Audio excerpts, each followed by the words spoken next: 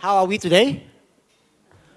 I just have got something to put because there are so many people from India, and I actually thought that we are in India, right? And just now it was the foreigners who were wearing the earpiece, right? Now I think the Chinese people who have to wear the earpiece. 很抱歉啊，因为这里太多印度人，一定要讲英文。So even though there are lots of people who looks it seems to be like from India, but actually they live in China, and each of them have a Chinese name. And Ranjit has been here for like 14 years, 15 years. Bhasker has been here, I think, close to 10 years, yeah. And of course, Jim and myself, we look Chinese, but we're not from China, but we've been here for more than 10 years as well. I've been here 48 hours. And he has been here 48 hours, came all the way from the US to share a perspective of retailers and what have you from the US. So between us, if you combine us, right, we will probably have at least, in excess of 50 years in a digital space, which is a long time, if you take into comparison how old is digital. I will not introduce too much about myself because I think it's been done by my colleague, but maybe each of you should at least your name, your destination, what do you do, and where do you come from? I think give them 20 seconds. Vic. Hi.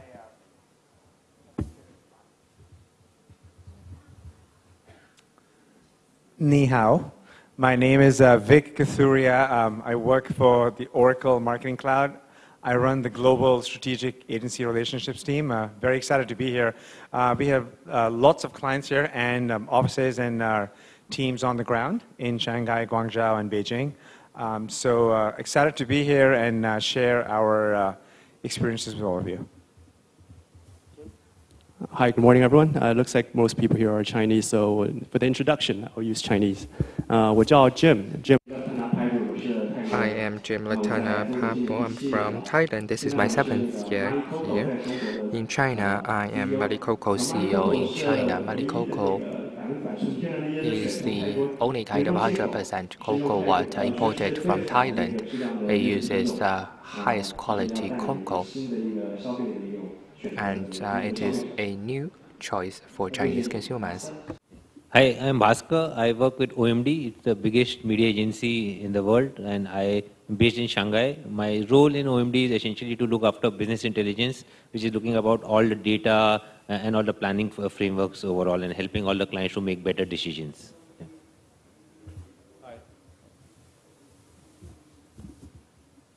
Hi, I'm Ranjit. I work with Fugumobile, which is a mobile marketing agency in Shanghai, and we work with a lot of clients and other agencies to help brands get on mobile and maximize solutions on mobile. Okay, man, we can rock and roll. So now today we're not going to talk about stats. I think the last gentleman has shown a lot about stats. He was showing you a bunch of stats, including DSP and DMP being bullshit, right? So today we're not going to talk about DSP, DMP, or any data because it's given that we're not going to continue to boast about China having the largest internet users or even the biggest mobile users.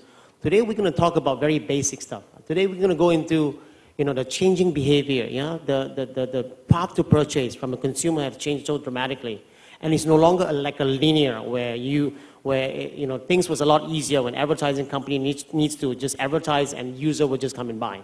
And because of the proliferation of internet, now mobile and so forth, and a new technology, right? Our topic evolved around that. We wanted to see how retailers should transform themselves, right, to capture, right, or at least stay in the game as far as online commerce is concerned. So I would like to start, right, by asking a very simple question. There are so many stats that talk about the changes in behavior of user. I'm going to go back to one step back and look at each of your behavior, because I know each of you, while being in China now for 48 hours, I do understand, right, that, coming from the US, there's a bit of perspective, how has internet, digital, mobile, and all that new technology, right, changed your behavior as far as online commerce is concerned? Sure. I think what's sort of interesting, what we've noticed, and this isn't a US perspective, I say more of a global perspective, working with global clients across the board. What's interesting is, to your point, this has been sort of an explosion of data, right? And then it comes from, again, consumers interacting across multiple touch points.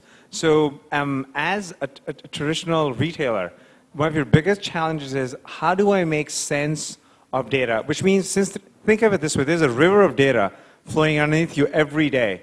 How do you extract a bucket that has relevant, actionable insights that then you can then apply to your consumers? Because at the end of the day, your entire focus to get this right is the focus on consumer experience. And the only way to do that right is to have relevant, actionable insights, which then you apply towards sort of marketing campaigns, media campaigns, whatever the case might be. So the big premise is, given the explosion in data based of multiple channels and consumer interaction, how do you extract the relevant insights and then apply them to your business? But how has that changed your behavior? I mean, if you compare to yourself 25 years ago when you walk into a shop now versus what you would do now, right? Sure. How has that changed? In the past, you would just buy, right? You see something on TV, radio, on print, you just buy, right? Sure. So how has it changed your behavior now? As a consumer. As a consumer. Great. Okay. As a consumer, I think that's easy. Our big focus, my big focus, for example, our focus has been on discovery, is on price comparison, is on shopping, is on getting views and feedback and advice from other people who I may not know at all, but I can go on social websites and get it. As a result of being very cognizant of all the different avenues that I have as a consumer to explore, which makes it that much more challenging for retailers to say, how do I make sure this person like me is getting the right information, the right price, is transparency at the right time? How am I getting all of that? And oh, by the way, there are other people talking about my product. How do I make sure that the consumer is getting the relevant and right information at the right time? Sure.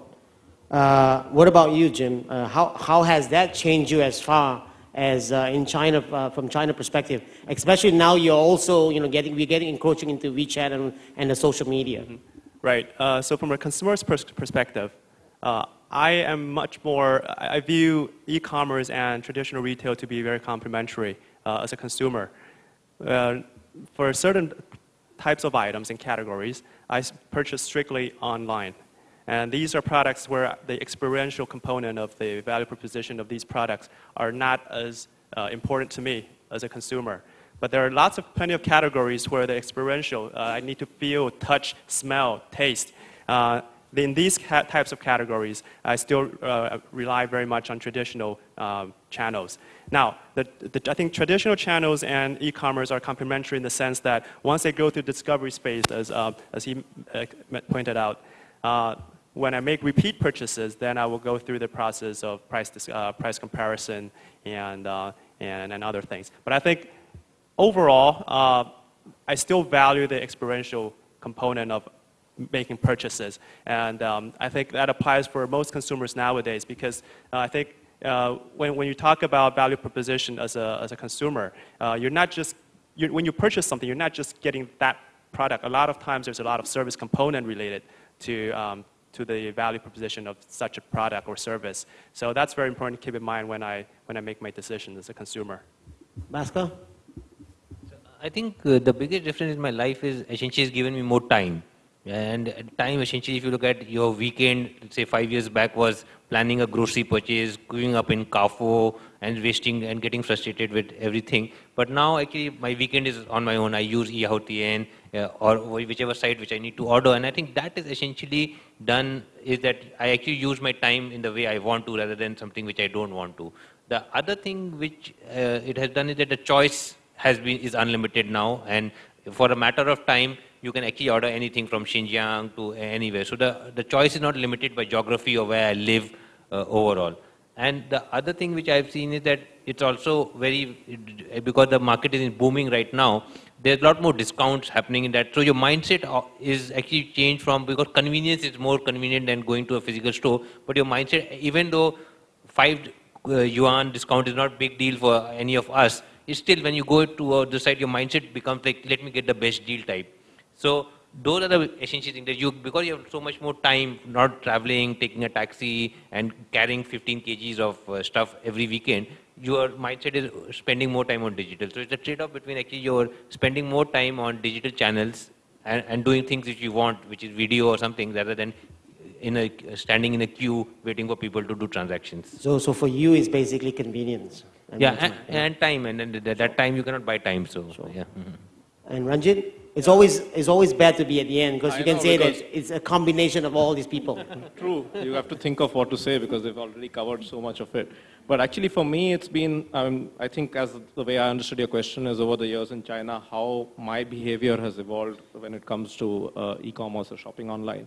I think the biggest change for me has been the mobile phone. So as the mobile has become smarter and more connected, I have started shopping online. It's not been so much for me as being on my desktop making a purchase, but the moment the mobile has been capable of allowing me to transact is where I've seen a lot of my shopping happening now online through the mobile phone. So and I think it boils down to what Bhasker was saying as convenience. Convenience is a very major factor. I am no longer bound by store timings, so it's purchases made at my convenience, delivery done at my convenience, which I think is the underlying reason for my behavior. The other aspect to it is also the availability of information. So for small purchase items, possibly not. I don't spend so much time researching products when the purchase price is low. For low purchase price, it's more about the convenience and the fact that I get it delivered at home in larger quantities than carrying it around. But for high ticket items, definitely the ability for me to browse and check prices, check specifications, choose the best products has been very important. So the whole, I would say again to sum up, is convenience, which has been made possible through the mobile. Okay, I'm going to ask one question, quick question to four of you here. Now, I know it has changed a lot of us, and of course it has changed you as well. So in terms of your purchase route right now, yeah, it could be any product between offline and online. So retail versus online commerce, right? What is your purchase, right? Takes place on online, and what's the percentage on offline? Vic? And one more other question, yeah? And at the same time is that, what is the online and offline purchase, right, for your wife? You mean in terms of, when you ask online versus offline, are you thinking about the shopping basket, the average shopping price? Basket, in terms of the value, roughly, percentage of spend on online versus offline. Offline, great. So I think in full disclosure, it's really my wife who controls the purse strings, so just to be clear at the end of the day. So I think the majority of the household purchases actually are done by my wife, not me. So in terms of percentage, I'd say, for me, I'd say approximately online is easily about 60 to 70%. It's mostly online. You know, offline is very rare. And I'd say for my wife, again, I'd say very easily, again, this is specific. We live in New York City, Manhattan. So given the ecosystem, given access to the Amazons of the world, and given access to same-day shipping and free shipping and so on, which is a big factor, I'd say easily for her is, again, about 70 to 80% is online. Great. Jim? Yeah, same here. About 80% in favor of online. And your wife? My wife, she, well, because of language barrier, she's Thai and she can't read Chinese as well as I can. So I do most of her online shopping for her. She does the discovery and then I do the manual labor. But still 80%, 80-20, right? 80-20, yeah. Okay. Bhasker? Yeah, for me, actually, it's even higher because except for buying lunch, I actually don't spend any money on cash overall. So in some weeks, actually, I don't use my wallet, like the physical wallet in that way. So, but overall, I would say around 65 to 70%, including Uber or like e-Hautien and all the transfers which we do. So except for food, I think that is a category where you actually have to do a physical transaction in that way. Most of other things we are just buying online. Yeah. And your wife? Similar in that context. Yeah. Ranjit? Okay, mine is slightly different. So I would say if I break it up for my general household shopping, groceries, it's still largely offline, maybe 20% online. But when it comes to items like electronics, clothes, that's close to 100% online now.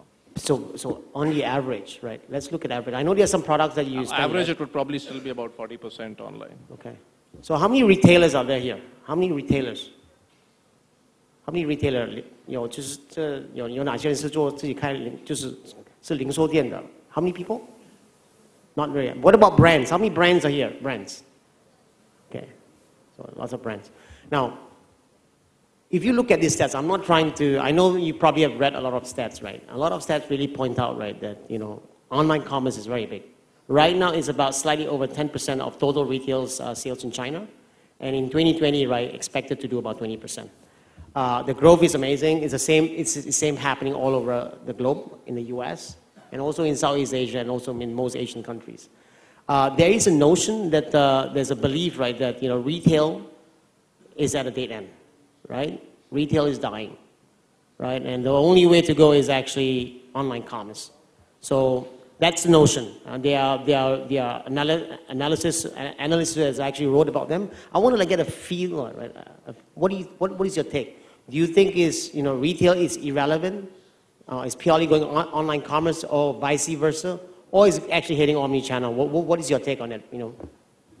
I think personal belief, based off our experience working with big, huge global retailers, is number one, retail is absolutely not dying. I think the big focus of the smart retailers has been on an omnichannel strategy. So I think it's the key to keep in mind is, as traditional retailers, do not compete with pure online e-commerce players on their turf. It's sort of going back to, I'm sure, actually being in China, a lot of you have heard of Sun Tzu and the Art of War. So it's all about strategies. You never ever compete and focus on your competitive strengths. You change the playing field, right? By that I mean specifically as it relates to traditional retailers is one of the biggest assets you have, for example, our stores, the flagship stores, which you pointed to in terms of the experiential marketing. So traditional big brands are a big focus on investing in their traditional brand equity, which goes to the traditional retail experience, if done right, by an omnichannel strategy where you employ your retail as the prime center of consumer experience, and then you invest in data to make sure it's smart, it's targeted, the relevant offers to the right person at the right time that you can do by investing in big data, right? So as long as you adopt a true omnichannel strategy with focus on the consumer experience with the right message at the right time using loyalty programs, the regressive offers, and oh, by the way, retail is a great place again for your distribution strategy, for fulfillment, for store returns, so on and so forth. So traditional retail can be used strategically as a very big advantage versus just a pure online play if done right. Okay. Are you seeing, I know you're from the US, are you seeing a lot of traditional retailers in the US, right, taking the omni-channel approach, or are you still seeing them, they're just trying to figure out what should they do in the space? I think especially in the past about 5 to 7 years, we've noticed a big shift towards omnichannel. So it's not only about having a website, it's more about what you're learning from the website, whether it's pure e-commerce play, whether it's driving consumers to the store. So using the website as a discovery, and then to get them into the stores for the right experience. For example, depending on what you're selling, some stuff you cannot buy online, right? It's only in stores, right? For example, diapers, sure you can, but at the same time you can go online and get a much bigger shopping basket. So I think it varies, but overall, a big shift towards omnichannel strategy in the past 5 to 7 years. Okay, Jim, what are you seeing in China? Sure. Coming from a brand perspective, especially one where we're employing a niche product strategy, I think retail is definitely not dying, and it's also very critical to our strategy in China. Just to give you an example, it boils down to where are my consumers? Wherever my consumers are, I want to be there, and I want to be able to interact effectively with my consumers to create a bond, whether that's done through retail or whether that's done through online. It's both very important to me. Now, retail is important in the sense that from a couple of perspectives. One is from a branding perspective. A brand, you see very, very few truly online-only brands. Yes, in China you have some 淘品牌, like 三只松鼠 or some of the Afu精油. But you also see that after they reach a certain scale, they hit some serious bottlenecks. And it's very hard for them to go beyond that. So as a brand, I want to make sure that my product and my brand is visible where my consumers shop. And in that sense, offline retail is very important. At the same time, from a distribution point of view, I think despite all the fuss about online taking share from traditional retail, online the proportion of online transactions is still a fraction of traditional retail channels. And I don't think that will be completely cannibalized. In fact, I think it's more like enlarging the size of the pie. And so from a distribution perspective, certain consumer segments will only shop online.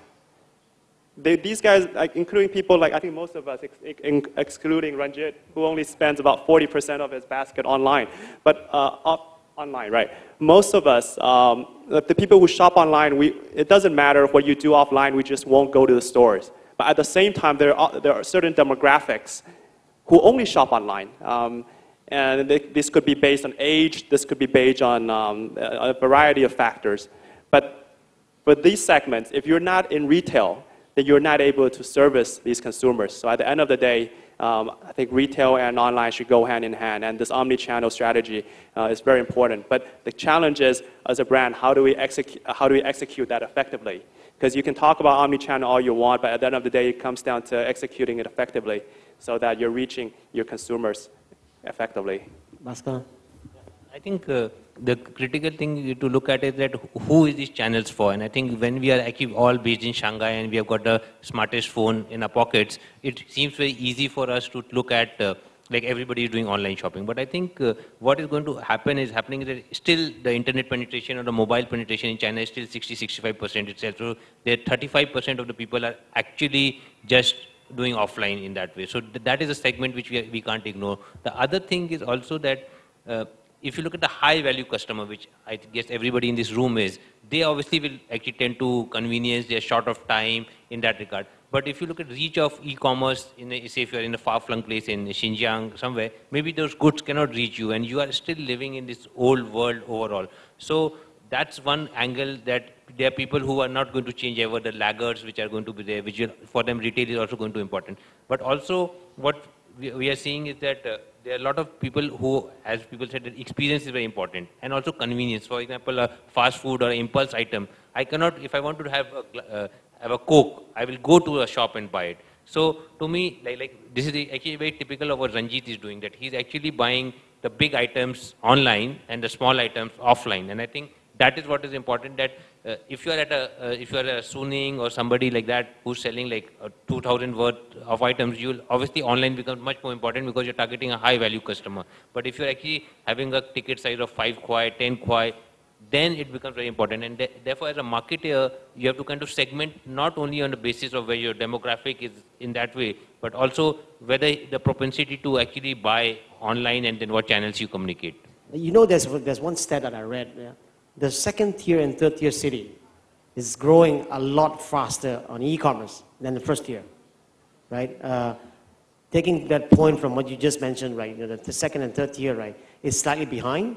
But if you look at stats, right, a lot of the stats that are coming out, right, is that the second and third tier is growing a lot faster, simply because, right, they have no access to the store.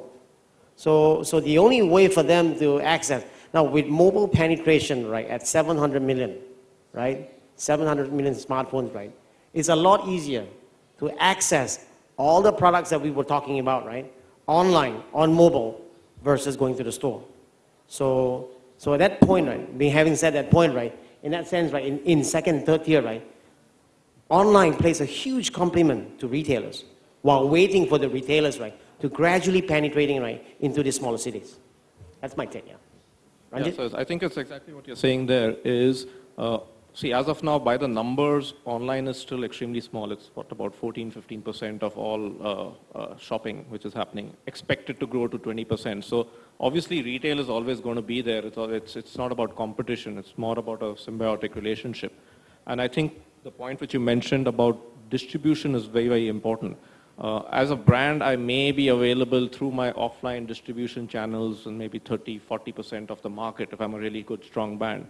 But there's still 60% of consumers across China who can't access my brand through offline, which is where online comes into play, especially with the second, third tier cities where you don't have a distribution presence as a brand. And e-commerce is the only way for a person to be able to actually access your brand, which is where it's very important to play this dual offline retail versus online. I think also what it helps in terms of online kind of helps expand your market also. So it's not competing, you're kind of expanding your market. Another interesting figure which I'd read some time back, and that's very relevant to F&B where we are, is in the last 3 years, the sale of imported food products in China has shot up 800% on Taobao, on Tmall. And I think the reason behind this is the fact that traditional offline retail stores are not stocking this product. It's probably not economical for them to keep shelf space for such kind of products, which is where then online takes over. You have more niche products available, more varied SKUs, which kind of help a brand in its overall sales. And I think also because people are more confident in terms of quality assurance when they buy from cross-border of a brand that is international brand outside China versus buying in China because of the issue with fake products and also low quality products. Based on what the panelists are speaking, so that raises an interesting point. It seems so convenience, big factor for online, right? So tier 1 cities, it's convenience, it's time. So technically, everyone in this room, is that consumer, which is a high-income consumer, we can go and purchase. At the same time, tier 2, tier 3, it's now distribution is a factor. So it seems as a retailer, you almost need a parallel strategy where depending on the region, the area, if it's tier 2, 3, you focus because of distribution on those versus tier 1, where it's a convenience. So I guess the strategy, again, would vary depending on the region, and all of a sudden, the high income versus convenience, so it's convenience versus distribution. So very quickly, depending on what region you're in, your strategy will have to change. Definitely. I mean, each of the strategy are being employed for different reasons. I mean, in first tier, usually it's convenient because everybody's just, it's a rat race, right? But if you look at small city, right, it's more about access. Yes. Access in the product, which is why e-commerce is taking off so quickly because it's again access again. Yep. Right now, my next question. I mean, I think we cover quite a fair bit on the whole landscape and what have you. And we kind of agree, right? It has to go omnichannel. It is online complementing traditional again complementing. I mean which is why Alibaba has actually acquired a company called Suning, and of course Walmart in the U.S. getting into China by acquiring Yihaodian. You can see a huge complementary. From my perspective, if someone on the retailer side, I'm not sure, I'm sure some of the retailers are at an early stage. In terms of, advising them, in the retailers, how should we get onto this game? How do we get started? Maybe we should start from Ranjit this time, yeah? Okay, I'm sure you talk to brands, you talk to some of the retailers, I'm sure you talk to several people over the last 15 years, right? And there's a need to get onto commerce, there's a need to. Now, what are the first, step by step? How do you identify? Should we just attack the first tier city, or should we even go down to the third and fourth tier city where there's less competition, where there's no access? Yeah. What are the things that the retailers you think should be doing? Okay, I think a lot of the brands by now already have some form of online sales in China. But yeah, there's still a lot of brands who are still in early stages. We do have clients who are coming in and trying to understand the whole market and how to approach it. I think one of the early things which we see is, I think it's very clear that most clients, most brands, they understand that they need to have an online presence. They need to be able to sell online. Very often the first question a lot of them face is, do we set up our own store or who do we work with? Again, within that in China, you have choices whether you go Jingdong or Yihaodian or Tmall or you set up your own WeChat store. So there's suddenly a lot of options available. For a brand getting in the beginning, it's very difficult to tackle everything together because setting up a store may be easy, but managing, maintaining a store, it still requires commitment. It still requires a lot of resources from just managing it to marketing it.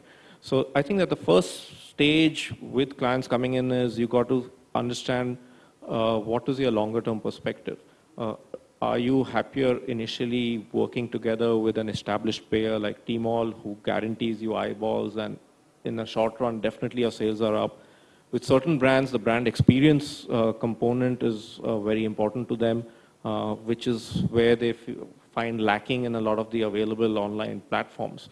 For a lot of these brands, they'd rather go down the route of building their own store and committing a lot of resources to building that up and eventually having complete control over their store.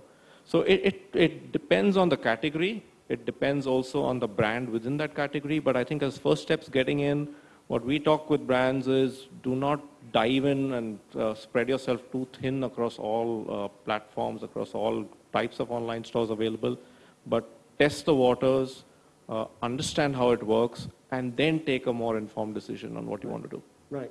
I think that this is a very valid question for you, Jim, because I know you are in the space. You know, you work with distributors, you work with retailers, you work with a bunch of people. And I mean, when you first make your inroad into commerce, right, having, you know, the amount of things that you need to like digest in terms of which marketplace to consider. You know, we're talking about Taobao, Yaodi, and all that, right? And of course, working with distributors and all that. What is your starting point in terms of, you know, getting into e-commerce?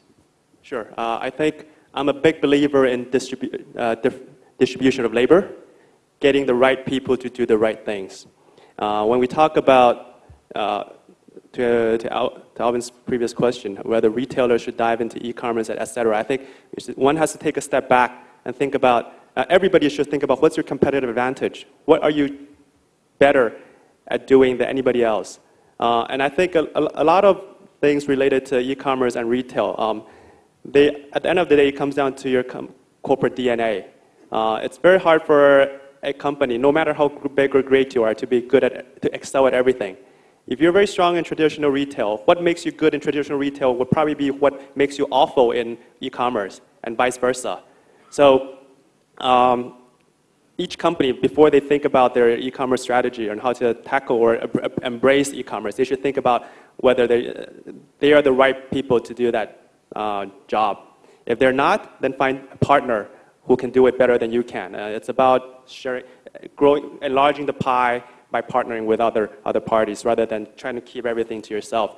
To answer Alvin's question about our situation as a brand, when we think about distribution channels, as a niche market, with a niche market strategy, we have our strategic channels that we want to enter, both on e-commerce and in traditional retail.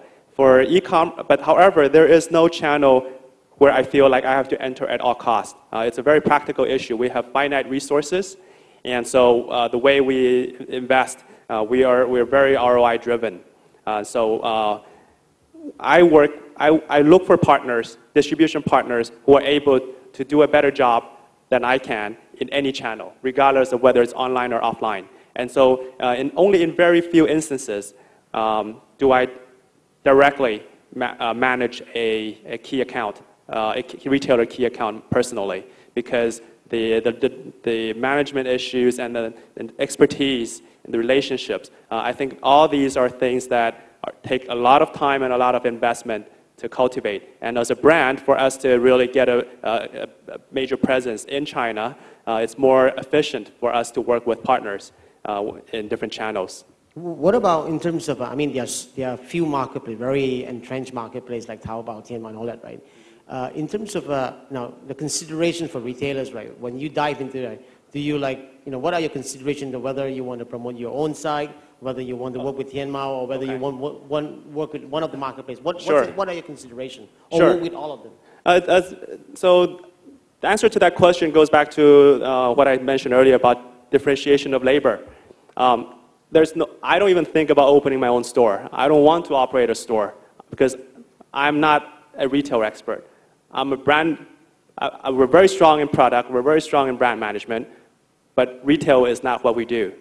So when we talk about these channels, I have no intention to open my own store. I either supply directly to a Tmall or to a Jingdong or to a Yihaodian, or I work with distributors who are very good in working with them. Because when you're on these e-commerce platforms, just because you have a store doesn't mean you're going to get traffic. At the end of the day, it's about traffic, it's about conversion rate. But without traffic, it doesn't matter if your conversion rate is 100% if you have zero traffic. So what's important when I work with, when I look for distribution partners with these platforms is that they are able to extract resources from a Tmall, from a Yihaodian, from a Jingdong that I cannot get as efficiently on my own. Okay. Quick follow-up to that. So is it fair to say that, I think to your point, the strategy is based off two things. One, obviously, is comparatively making sure you don't want to upset your existing distributor relationships, of course. And secondly, they perhaps are much better at controlling and, say, cleaning up, for example, if there are issues of counterfeit or fraud or anything else. They're much better at it versus you. So you much rather let them deal with that and focus on what your strengths are, right? And the other, you recognize your value, and for them, for you, it's about brand management, for example, or product, not so much the experience, because depending on the brand and the category, some would love to control the end-to-end experience, but you've recognized and realized that's not something that you need to focus on. You'd rather focus on the product and brand management and let the distributors do the rest. Yes, and for sure, when we talk about e-commerce, the service component is very important. The user experience. At the end of the day, anything internet related, it comes down to user experience. And so all these distribution partners I work with also have to vet out their customer service capability and their logistics. Because we're shipping beverages.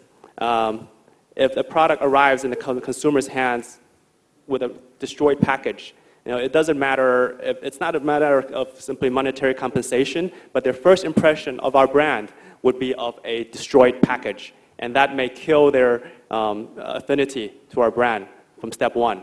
And because acquisition cost is so high, we want to make sure that we create the best first impression we can possibly get. I mean, well, we're now talking about, user experience, right? Now, on the one hand, right, there is that amount of work that you can do on the user experience side from an online perspective. I want to go back one step back, right? Online, we're talking about offline stores, right? Retailers, right? Now, I've seen a lot of retailers. I've been to many of the retail stores that has got all kinds of technology and whatever to engage the user. Perhaps from Ranjit, because I know you work with a lot of brands on building a lot of this marketing, mobile marketing engagement stuff. What are you seeing in terms of the retailers are doing on this front, right? In improving right the experience when it comes to selling product from the retailers. Are you seeing what are the common things are they doing, and what are the things that they're using right quite successfully in actually engaging them, and then leverage that right to bring them onwards right to online? Yeah, so I think that's very interesting, and that's actually changed quite a bit over the years. The fact is, I think consumers are getting more empowered in terms of information. They are able to access information about your brand, your competing products, your prices over the internet, whether desktop or mobile. And as a result of that is they are making more informed decisions about their purchases.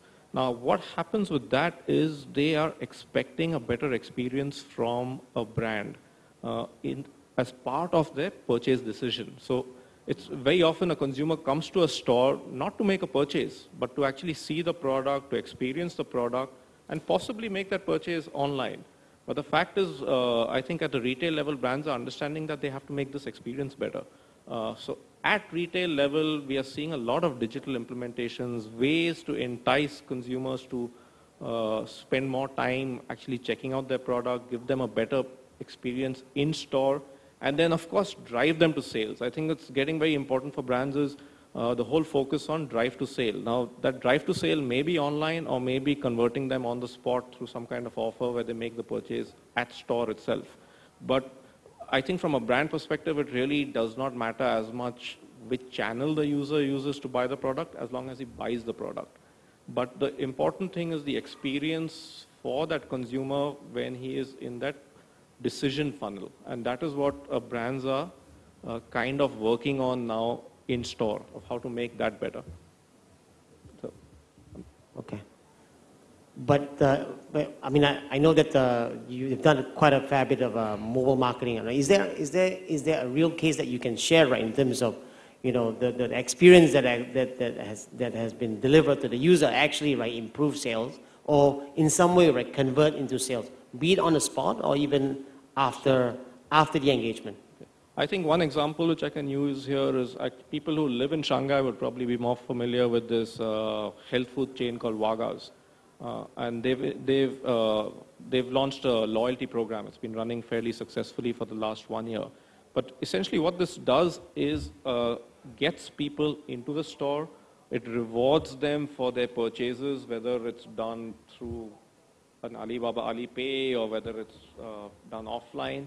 But the fact is it rewards them, tries to get them back into their store to kind of purchase some more or upgrade their offers. So the idea is again to make that shopping experience much better so that people come back again and again. And I think that has been so far, as one of our clients, has been a very, very successful case study of them actually managing to do that. So they've actually managed to get more footfalls in the store and increase the size of the basket. Right. What about Bhasker? I mean, can you share a case study that you've seen, a retailer, have successfully, right, leveraging the power of their store, right, and actually delivering a better user experience in terms of enhancing, improving, the chances of I user think buying something. there have been a couple of examples, some in Asia and outside in US. One, I'll give you a US example of a store which was an e-commerce store, and 5 years back, they actually opened a showroom. So, but what was the unique thing about, and it's called Bonobos, they have a store in Manhattan, California, Texas, is that you can go to the store and you can try the products, but you cannot buy them there. You have to actually do e-commerce shopping. So essentially what they did was they had the whole thing about purchase and distribution is separated. I think that is the model which a lot of e-commerce and everybody has to look at it, because traditional retail is very expensive, as you do.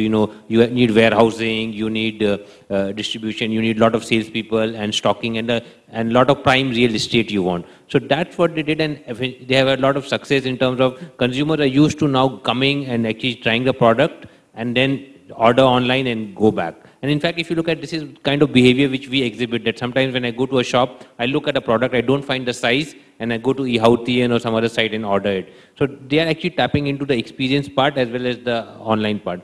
Another example is Zalora, who has done it in Singapore and Hong Kong also, again clothing. And I think this is what we are seeing is in high involvement products, and especially for women's clothing. People are actually want to experience it. So what people are trying to do is that using the best of both worlds. What the retail experience gives you is the experience, the touch and feel about it, and what the e-commerce does is efficiency, distribution in that regard. So that is maybe the future of distribution and retail, where you have got products which will give you, showrooms which will give you experience, but not a product, and whereas your shopping is actually being done online channel. I mean, we are also seeing here in China where, like Xiaomi, who was one time just focusing on online, now having a Xiaomi store. Yeah. And we even have eHautian, who even got into the physical store by using AR. See, there are all a bunch of stuff that's going around, trying to enhance. I think in general, right, I think if you ask me, right, the strategy moving forward for retailers, right, is to really focus on one point that was raised by Jim, is to go where the customers are, right? If you go where the customer are, regardless of whether it's online and offline, you will never go wrong. And whether it's first tier, second tier, third tier. But again, these one will all depend on your strategy, what you want to really target. But ultimately, I think it's the omnichannel. And I mean, if you look across, right, I cannot see how one will kill the other. But if you use it complementary, right, I think it will be very powerful. We have about maybe 10 more minutes. Perhaps we want to open to the crowd if you have any questions. 你们有什么问题吗? If any question that you want to ask to these gentlemen? 有吗? You have a question? Any question? Because they are all like falling asleep already. Right? So if you got one question? Yeah.